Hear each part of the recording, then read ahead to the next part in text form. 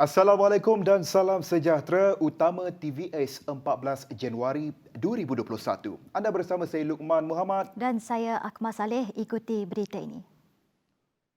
Jumlah mangsa banjir di Sarawak terus meningkat dengan seramai 3,387 mangsa daripada 885 keluarga ditempatkan di 46 pusat pemindahan sementara PPS sehingga petang Khamis. Selain Kuching, PPS turut dibuka di Semarahan, Serian dan juga Miri. Hujan lebat berterusan sejak Selasa menyebabkan banyak kawasan ditenggelami air.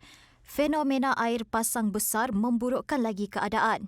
Sementara itu, hujan lebat turut menyebabkan kejadian tanah runtuh di Bauk, Padawan dan Batu Kitang.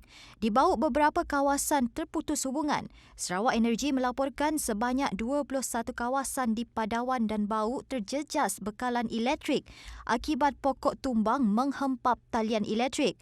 Bagaimanapun, bekalan di kebanyakan kawasan telah pulih lewat petang tadi. Jabatan Meteorologi Malaysia meramalkan cuaca buruk dengan hujan lebat dijangka berterusan sehingga Ahad dengan kawasan utara Sarawak merangkumi Miri, Limbang dan Lawas dijangka menerima hujan lebat. Sementara itu, pada lawatannya ke PPS Dewan Haji Kamarudin di Kampung Segedup, Ketua Menteri Datuk Patinggi Abang Johari Tun Openg menasihatkan mangsa terjejas untuk sentiasa menjaga prosedur operasi standard SOP yang ditetapkan Kementerian Kesihatan Malaysia, KKM. Kita tidak mahu juga keadaannya boleh memberi kesan kepada masyarakat disebabkan kita ini dalam keadaan COVID-19. Berhubung keadaan dilundu, kata Abang Johari tiada keperluan untuk membuka PPS di sana. Keadaannya masih terkawal. Maknanya lunduk sekarang ini adalah terkawal. Tidak begitu orang kata kena keadaan yang lebih berbahaya. Tetapi kuat daerah Bauk dan Kuching sudah ada 2,268 mangsa. Sebuah keluarga di Kampung Sadir Padawan melalui detik cemas apabila rumah mereka menggelungsur dan musnah ekoran daripada kejadian tanah runtuh. Saya sempat ke kampung tersebut pagi ini bertemu keluarga mangsa. Bagaimanapun, tiada kemalangan jiwa dilaporkan daripada kejadian yang berlaku pukul 4.30 pagi Selasa. Kira macam hujan lebat, lepas kira 4.30 pagi tu kami ingatkan biasa pukul jam macam tu kucing ke biasa atas atap. Tiba-tiba makin kuat bunyi dia, makin rasa tak selesa. Kami orang terus bangun, tengok rumah nenek kami dah tak ada, dah ditenggelami tanah runtuh. Kami rasa bersyukurlah sebab nyawa nenek kami masih selamat, kami masih ada dengannya lagi. Sebabnya ialah seorang lagi nenek kami yang ada. Menurut Florina, rumah milik neneknya itu terletak di atas bukit. Bimbang dengan cuaca yang semakin buruk pada Selasa, mereka mengajak nenek tinggal di rumah mereka. Kejadian itu bukan saja menyebabkan laluan ke rumahnya terhalang, kini mereka turut terputus bekalan air. Sementara itu, Ketua Balai Bomba dan Penyelamat Siburan Sulaiman Ahmad berkata, penduduk sekitar dinasihatkan sentiasa berjaga-jaga memandangkan keadaan cuaca masih tidak menentu. Kita dapati satu buah rumah telah runtuh 100% dan dua buah rumah berisiko tinggi di mana kita telah mengarahkan Cik Emily serta keluarga untuk berpindah supaya agar mereka selamat. Di mana dua buah rumah didapati berisiko rendah, kita nasihat untuk berjaga-jagalah disebabkan taburan hujan begitu lebat pada beberapa hari agar mereka dapat bersiap sedialah untuk sebarang kemungkinan akan berlaku. Biarpun sedih rumah yang didiami musnah akibat runtuhan yang berlaku di sebuah perkampungan Kampung Sadir di Padawan ini, bagaimanapun ahli keluarga mangsa tetap bersyukur kerana mangsa berada dalam keadaan yang selamat. Laporan Luqman Muhammad bersama Muhammad Gusti dari Padawan untuk TVS.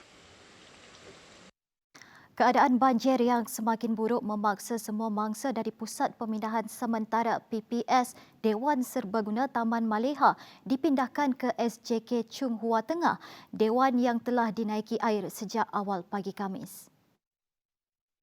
Kerja-kerja pemindahan dilakukan sejak awal pagi dengan bantuan Jabatan Bomba dan Penyelamat Negeri Sarawak, Angkatan Pertahanan Awam Malaysia, Jabatan Kesejahteraan Sosial dan Jabatan Sukarelawan Malaysia Rela. Jabatan Bomba menerima laporan pusat berkenaan mula dimasuki air sejak 1.30 minit pagi tadi. Ketua Zon 1 Jabatan Bomba dan Penyelamat Negeri Sarawak Yusri Basri memberitahu cabaran ketika melakukan pemindahan dengan cuaca hujan lebat yang berterusan.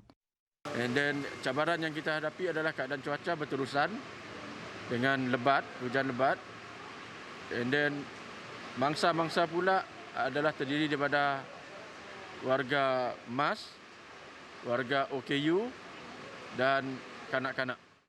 Jumlah keseluruhan keluarga yang dipindahkan sebanyak 53 keluarga.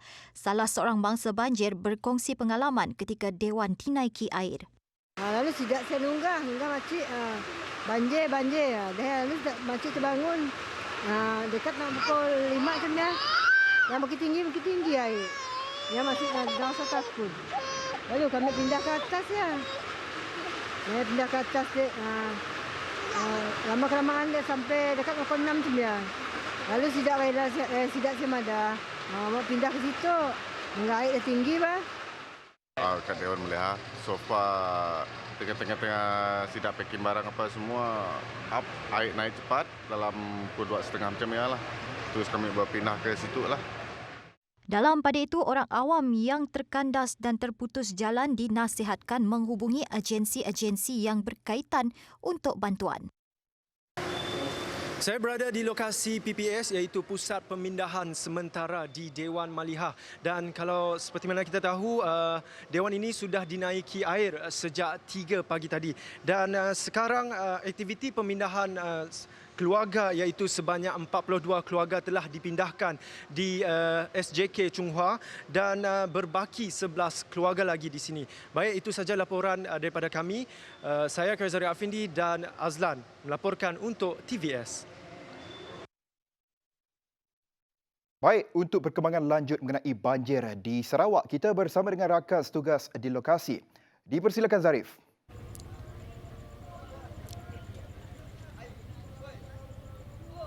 Ya Zarif.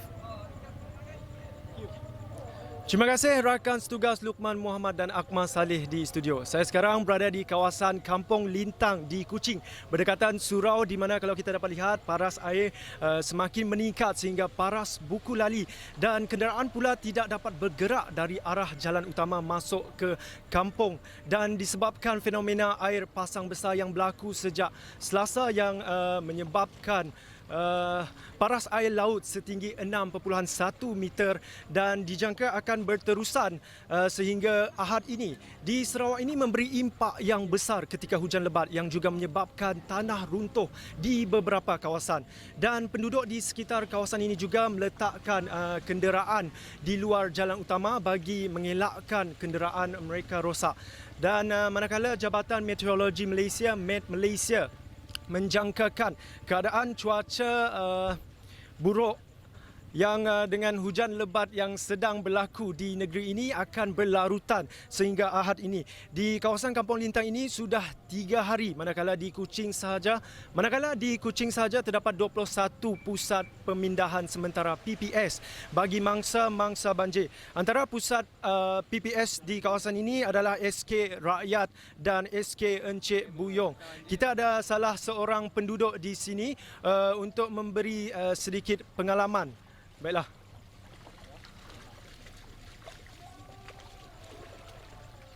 Baiklah, bang. Okey, boleh ceritakan sedikit pengalaman kita di situ?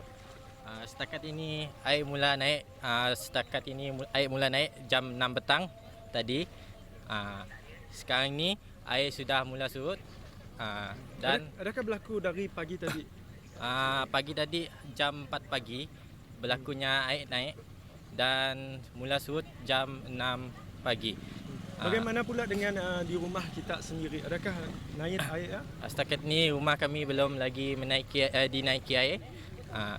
Untuk penduduk-penduduk di Kampung Lintang kini sudah bersedia-sedia untuk menghadapi banjir. Bagaimana pula dengan kenderaan yang keluar masuk dari sini? Setakat ini kenderaan yang keluar masuk terkawal dengan baik. Penduduk-penduduk kampung cuba untuk mengawal keadaan yang cemas ketika ini. Jadi keadaan ketika ini sangatlah baik di Kampung Lintang. Okey, terima kasih bang. Okey. Baik, orang ramai diingatkan untuk terus berwaspada dengan perubahan cuaca di kawasan sendiri dan elakkan daripada turun ke laut untuk sementara waktu. Ekoran laut bergelora dan kencang. Baik, itu sahaja yang dapat kami laporkan. Saya Karizari Afindi dan juga juru kamera Fikri Razak melaporkan untuk TVS. Baik, terima kasih Zarif dan Fikri Razak yang berada di lokasi kejadian. Seorang lelaki dikuatiri lemas selepas cuba menyelamatkan kekasihnya yang terjatuh ke dalam sungai di Jeti Kubah Ria dekat Jalan Matang pada Khamis. Kejadian sekitar jam 12 tengah hari itu disedari orang awam yang berada berdekatan sebelum wanita berusia 27 tahun itu diselamatkan. Bagaimanapun, mangsa lelaki yang belum dikenal pasti identitinya hanyut di bawah arus deras sebelum hilang. Penolong pengarah operasi kebombaan negeri Sarawak, Henry Ardiman Shah ketika ditemui berkata pihaknya menerima laporan berhubung insiden berkenaan kira-kira 12.52 tengah hari. Operasi mencari dan menyelamat mangsa telah dimulakan melibatkan kawasan pencarian di permukaan sungai. Kita takut mangsa telah melepasi baraj dan ini akan menyebabkan skop pencarian itu menjadi bertambah luas dan ini akan menyukarkan operasi pencarian itu sendiri. Menurutnya, mangsa wanita dari Jalan Matang itu telah dihantar ke Hospital Umum Sarawak untuk rawatan lanjut. Jelas beliau keadaan cuaca hujan lebat serta arus sungai yang deras menjadi antara cabaran pihaknya ketika menjalankan operasi mengesan mangsa. Henry turut menasihatkan masyarakat agar mengurangkan aktiviti di sungai pada ketika ini. Cuba elakkan aktiviti-aktiviti di air terlebih dahulu dan sekiranya perlu mendapatkan maklumat-maklumat lebih lanjut daripada Jabatan Meteorologi berkenaan cuaca, berkenaan dengan laut, gelora dan sebagainya jika perlu. Dan dalam masa sama, elakkanlah kawasan-kawasan redah air tahu. Memandangkan keadaan cuaca yang sekarang ni hujan di kata orang lebat dan disusuli dengan ribut petir berserta dengan angin, seloknya pada masa keadaan ini, hadkan dulu pergerakan ataupun redah air. Berat mata memandang, berat lagi bahu yang memikul. Walaupun sukar untuk diterima, namun akur dengan ketentuan takdir. Keluarga mangsa serangan buaya di Kampung Meranik, Semerahan hari ini bersetuju untuk menamatkan operasi mencari dan menyelamat SAR Azian Azhar yang hilang di Sungai Meranik pada 12 Januari lalu. Ia susulan penemuan bahagian sebelah kaki dipercayai milik mangsa berusia 29 tahun itu kira-kira 15 km di muara Sungai Semerahan sekitar jam 12 tengah hari pada Khamis. Operasi itu kini ditamatkan selepas 3 hari dilaksanakan kerana ahli keluarga mangsa yakin bahawa kaki itu milik Azian. Dalam kejadian 12 Januari lalu, Azian bersama ayahnya pergi ke Sungai Meranik untuk menarik pukat sekitar jam 3.45 pagi sebelum disambar buaya di sungai berkenaan. Penduduk di kawasan tepian Sungai Sarawak menyuarakan kebimbangan dengan kehadiran buaya terutama ketika musim banjir. Ia susulan penemuan seekor buaya di kampung nombor 5 di Satok ketika air pasang besar petang Rabu. Sehubungan itu, penduduk berharap pihak berkuasa berbuat sesuatu bagi melindungi keselamatan mereka. Waktu maghrib lah, dekat maghrib. Jadi si je terperasan nangga ada boyak di bah rumah tu nak. Kerana air nang tinggi lah sampai ke paras jalannya. Jadi nya tengah merayap di dekat kawasan di bah rumah tu sambil lepas nya jemu mangsa lah. Ayam kah, mesti tahu juga. Yang tengah makan, and then sempat kami nyuruh anak merakam buaya ya. Menurut penduduk, pihak Sarawak Forestry Corporation telah membuat tinjauan namun gagal mengesan buaya berkenaan. Bersua kembali. Kerajaan Negeri Sarawak menghormati proklamasi darurat diisytiharkan yang di-Pertuan Agong Al-Sultan Abdullah Riayatuddin Al-Mustafa Billah Shah bagi membendung pandemik COVID-19. Namun tetap optimis mampu melaksanakan pilihan raya negeri PRN Sarawak ke-12 sebaik sahaja. Perintah itu ditarik balik. Menurut Ketua Menteri Datuk Patinggi Abang Johari Tun Openg, pengisytiharan darurat itu dibuat mengikut lunas undang-undang yang termaktub dalam Perlembagaan Persekutuan dan Sarawak juga perlu akur dengan keputusan itu. If the situation has improved and the Agong is convinced that there has been a lot of improvement, he can issue another proclamation. Say lah, katakanlah Sarawak is okay, turun, dia boleh, he can also proclaim that maybe Sarawak is okay now, so part of Malaysia can be lifted. Abang Johari berkata kenaikan mendadak kes positif COVID-19 di Sarawak adalah berikutan kluster Pasai di Sibu dan jika dapat dikawal dengan baik, penularan wabak di negeri itu akan kembali terkawal. So if we can contain that, it comes down, then up to them to see our situation. If they say that, Sarawak boleh sudah, liftkan. Lift. Election lah. Tempoh mandat Kerajaan Sarawak ketika ini adalah hingga Jun 2021. Tidak perlu berpindah ke pusat pemindahan sementara PPS jika keadaan tidak terlalu mendesak. Demikian saranan Menteri Kerajaan Tempatan dan Perumahan Sarawak, Datuk Seri Dr. Sim Koo Hian. Lebih-lebih lagi buat mereka yang tinggal di rumah 2 tingkat. Katanya langkah itu adalah perlu untuk mengelakkan risiko dijangkiti COVID-19. Sebagai pilihan, mangsa banjir menghuni kediaman sedemikian digalakkan mencari perlindungan sendiri dengan berpindah ke tingkat atas rumah. Bagaimanapun katanya, mangsa masih boleh mendaftar dengan agensi kerajaan bagi membolehkan menerima bantuan. Pendekatan itu antara langkah untuk membendung penularan COVID-19 sekaligus mengelak tercetus kluster baharu di pusat pemindahan. Bilik Operasi 24 Jam di Ibu Pejabat Lembaga Sungai-Sungai Sarawak LSS yang dihubungkan kepada Bilik Operasi Baraj Kuching telah diaktifkan untuk memantau rapi situasi paras air. Ini berikutan hujan lebat berterusan mengakibatkan jumlah air yang banyak memasuki kawasan tadahan Sungai Sarawak. Menteri Pengangkutan Datuk Lee Kim Shin berkata terdapat 22 unit stesen telemetri yang berfungsi dengan baik dalam menyediakan data masa nyata kepada bilik operasi Baraj Kuching. Kementeriannya dan LSS termasuk kaki tangan operator Baraj Kuching memeriksa dan menguji secara manual stesen telemetri tersebut. Maklumat mengenai hujan dan paras air yang dihasilkan daripada stesen telemetri ini digunakan untuk mengawal selia pelepasan lebihan air dari kawasan tadahan Sungai Sarawak ke laut. Lee turut menasihati mereka yang tinggal di kawasan rendah perlu lebih berhati-hati. Penduduk berisiko banjir juga diingatkan sentiasa mengikuti nasihat yang dikeluarkan pihak berkuasa dari semasa ke semasa. Kerajaan Sarawak sedang berusaha untuk memperoleh dron berkeupayaan tinggi, motosikal jenis scrambler dan kenderaan ATV bagi memantau sempadan dengan lebih agresif.